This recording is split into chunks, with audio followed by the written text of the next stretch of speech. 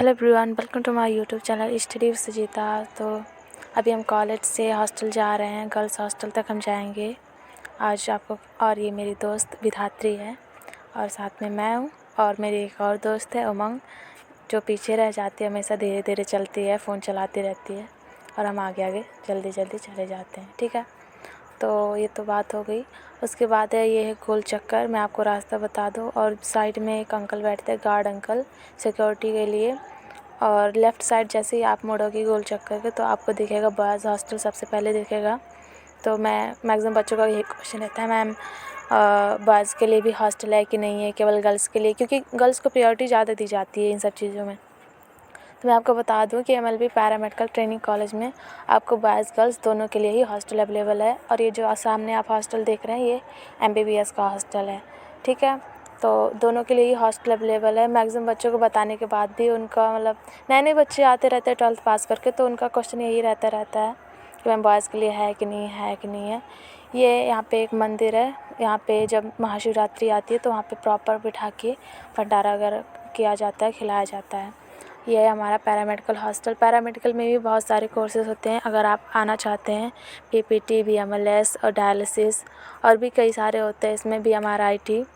तो मैं आपको बता दूं, मैंने कई बार बोला है कि अगर आपका admission MLB government paramedical training college में हुआ तभी आपको हॉस्टल मिलेगा। ठीक है, चाहे आप गर्ल्स हो या बॉयज़ हो। लेकिन अगर आपका एडमिशन एमएलबी मेडिकल कॉलेज में हुआ तो आपको हॉस्टल नहीं मिलेगा। ठीक है, तो अभी हम आ गए हैं कहाँ पे, नर्सिंग हॉस्टल। ये हमारा नर्सिंग हॉस्टल, आप देख सकते हैं यहाँ पे बॉयज़ रहते हैं नर्सिंग के।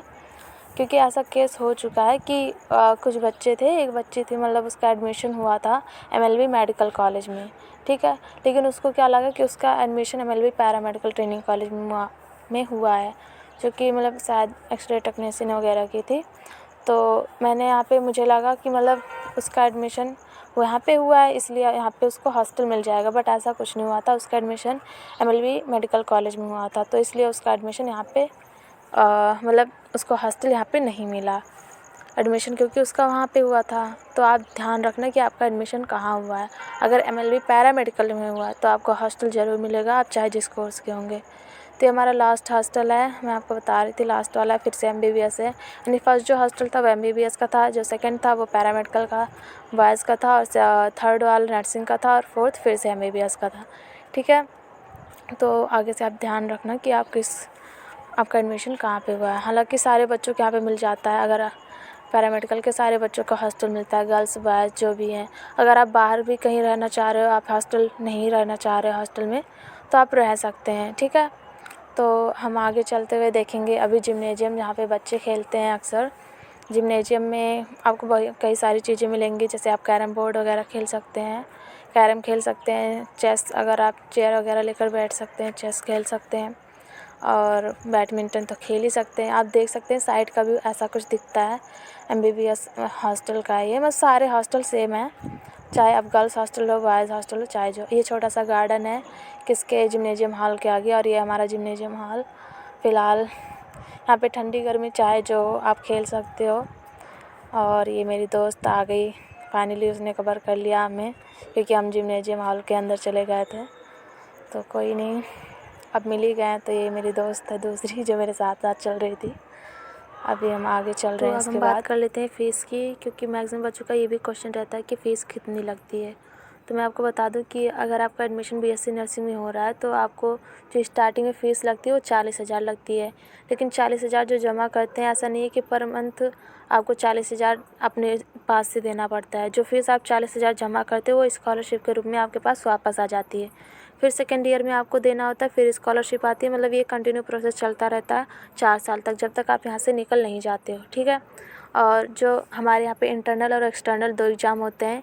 इंटरनल में जो होता है उसमें आपको कोई फ़ीस नहीं देनी पड़ती है, लेकिन जो एक्सटर्नल एग्ज़ाम होता है उसमें आपको 4,500 रुपीज़ देनी पड़ती है हर सेमेस्टर में। ठीक है, तो जो फ़ीस घट के सेकेंड ईयर में लगती है वो उस चीज़ में कवर हो जाती है। ठीक है, फिर अगर हम बात करते हैं कि मेस की तो फ़ीस 3,000 पर मंथ है सॉरी, पर मंथ आपको 3000 रुपीज़ देनी पड़ेगी।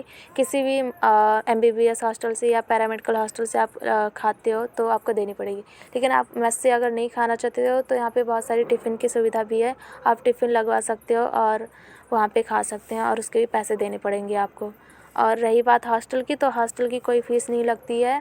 हॉस्टल की केवल इतनी फ़ीस लगती है कि आपको 3000 पर ईयर देना पड़ता है वेलफेयर फ़ीस। बाकी रेंट वगैरह नहीं देना पड़ता है कि हाँ मैं रूम में रह रहा हूँ या रह रही हूँ तो मुझे फ़ीस देनी पड़ेगी, तो कोई इसकी फ़ीस नहीं लगती है। आप पूरा हॉस्टल कहीं भी, पूरा कैंपस टहल सकते हैं, रह सकते हैं कहीं भी और आपको कोई फ़ीस नहीं देनी पड़ेगी। ऐसा नहीं है कि आपको रेंट देना है पर मंथ पर ईयर, मतलब रहने की आपको कोई फ़ीस नहीं है। बट आप पढ़ लिख रहे हो, उसमें जो खर्चा आ रहा है आपका, जो अपना खर्चा वही लगता है, खाने पीने का, रहने का, यही सब। बाकी फ़ीस अगर आप हॉस्टल लाइफ में हो तो आपको फ़ीस नहीं देनी है कि हॉस्टल की फ़ीस देनी पड़ेगी। तो मैं आपको बता दूँ, ये हमारा क्रिकेट स्टेडियम है जो मैं आपको बता रही थी, और ये इसके आगे छोटा सा गार्डन है। क्रिकेट स्टेडियम का गेट है जो उसके अंदर आप जाओगे, एंटर कभी करना तो वहाँ पे एक गार्ड अंकल बैठते हैं सिक्योरिटी के लिए। और आप कभी जाना, ये इतना बड़ा है कि आप मतलब पूरा पैरामेडिकल भी आ जाएगा तब भी ये भरने वाला नहीं है। और मान लो आप किसी दिन मैच हो रहा है और पूरा पैरामेडिकल आ गया, हॉस्टल के सारे बच्चे आ गए, तब भी वो भरने वाला नहीं है। ये हमारा ग्रीन ड्रेस है, आप देख सकते हो, मतलब ये क्लिनिकल ड्रेस है हमारा, और हमारे सीनियर जा रहे हैं, उनका ड्रेस ब्लू है। तो आप बताना इनमें से कौन सा मतलब आपको पसंद आया। और हमारे जूनियर्स का लाइट पिंक कलर का है। तो मतलब ऐसा नहीं है कि हर बार एक ही ड्रेस लगती है, वो आप अगर आप नए सेमेस्टर में मान लीजिए अगली बार आपका सिलेक्शन हो गया और आप हमारे जूनियर्स बन के आ गए, तो मे भी आपका ड्रेस चेंज हो जाए, हमारे से अलग हो जाए, तो ऐसा नहीं है। फिर हम आगे चलते थे, हमारा आता है टीचर्स का कंपार्टमेंट, और यहाँ पे टीचर्स वगैरह रहते हैं। तो मैं आपको जो बता रही थी कि आपको स्कॉलरशिप वापस मिल जाती है, तो स्कॉलरशिप भी उन्हीं को मिलती है जो किसी भी सेमेस्टर में फ़ेल नहीं होते हैं। अगर आप किसी भी सेमेस्टर में फ़ेल हो जाते हो तो आपको स्कॉलरशिप नहीं मिलेगी, लेकिन आपको फ़ीस पूरी जमा करनी पड़ेगी जो लगेगी पर ईयर। ठीक है, तो कोशिश करना कि आप किसी भी सब्जेक्ट में फ़ेल ना हो। और ऐसा नहीं है कि आप, जैसे होता नहीं है कि बच्चे, हम लोग जब 12th में टॉप करके आते तो ऐसा लगता है मैं भी कॉलेज में टॉप करूँगी, वहाँ भी टॉप किया, यहाँ भी टॉप करूँगी। तो टॉपर के पीछे मत भागना कि मुझे टॉप करना है। कभी कभी ऐसा हो जाता है कि बच्चे बहुत ज़्यादा प्रेशर में चले जाते हैं। तो मैं ये नहीं करूँगी कि आपको पढ़ना नहीं है, कि टॉप नहीं करना है। अगर आपकी एबिलिटी है टॉप करने की, पढ़ने की, तो आप बिल्कुल करो। बट बहुत ज़्यादा प्रेशर में या डिप्रेशन में मत जाओ कि मैंने यहाँ तो इतना नंबर आ गया, ये आ गया, तो उसके पीछे मत भागो। नंबर के पीछे क्या कितना आया, बहुत अच्छे मार्क्स ला लो या फिर मतलब पास हो जाओ, अच्छे मार्क्स से पास हो जाओ, क्योंकि डिग्री तो लास्ट में मिलेगी ही। अच्छे मार्क्स में पास हो जाओ। ये सामने जो है ये सारे टीचर्स यहाँ पे रहते हैं, और कुछ MBBS के भी डॉक्टर्स वगैरह यहाँ पे रहते हैं। ठीक है, तो सामने जो है ये गार्ड अंकल हैं। फिर मैं बात कर रही थी उसकी फ़ीस की, हाँ, स्कॉलरशिप की। तो मतलब बता रही थी कि बहुत ज़्यादा प्रेशर नहीं लेना है, लेकिन बहुत अच्छे मार्क्स से आपको पास हो जाना है, कि फ़ेल मत होना आपने। तो अगर आप फ़ेल हो जाओगे तो आपको स्कॉलरशिप नहीं आएगी, और स्कॉलरशिप नहीं आएगी तो पेरेंट्स फ़ीस कहाँ से लाते हैं वो वही जानते हैं। बच्चे क्या, बच्चे तो हम लोग पढ़ते रहते हैं, हम लोग को थोड़ी पता है वो कहाँ से क्या पैसे दे रहे हैं। सबके मतलब कंडीशन सबकी अलग अलग होती है, तो आप उन्हें भी देखना।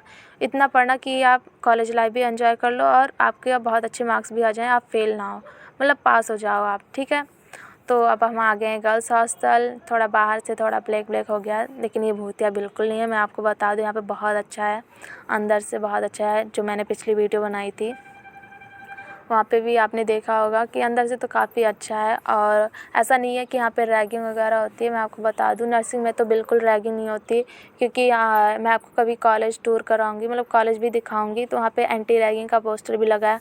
आप हॉस्टल में एंटर भी करोगे ना हमारे, तब भी वहाँ पे एंटी रैगिंग का लगा है कि आप किसी की रैगिंग नहीं ले सकते हो। ये हमारे हॉस्टल के आगे एक छोटा सा गार्डन है, बहुत अच्छा है। आप यहाँ पे टहल सकते हैं, कुछ भी खेल सकते हैं।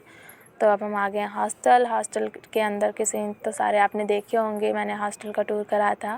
अगर आपने नहीं देखा तो आप देख लो, ठीक है। और आपके जो भी क्वेश्चन रहते हो तो आप कमेंट से पूछ सकते हो, मैं आपको ज़रूर रिप्लाई करूँगी, नेक्स्ट वीडियो में बताऊँगी। लेकिन मैं कोशिश करती हूँ कि ज़्यादा से ज़्यादा इन्फॉर्मेशन मैं आपको दे दूँ, लेकिन जितना मुझे याद आता है मैं उतना सारा